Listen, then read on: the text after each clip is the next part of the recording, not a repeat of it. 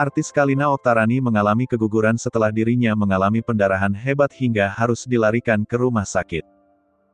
Akibatnya, Kalina Oktarani menyebut jika menurut dokter yang menangani, kondisi janinnya itu semakin melemah sehingga kemungkinan untuk bertahan sedikit.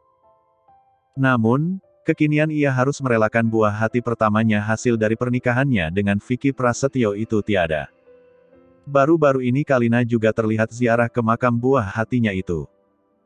Dalam keterangannya Kalina mengucapkan salam dan menanyakan kegiatan yang sedang dilakukan bayinya itu di surga. Assalamualaikum. Selamat pagi cinta mama. Lagi apa kamu di sana nak? Tulis Kalina dalam Instagram pribadinya, Selasa tanggal 24 Agustus tahun 2021.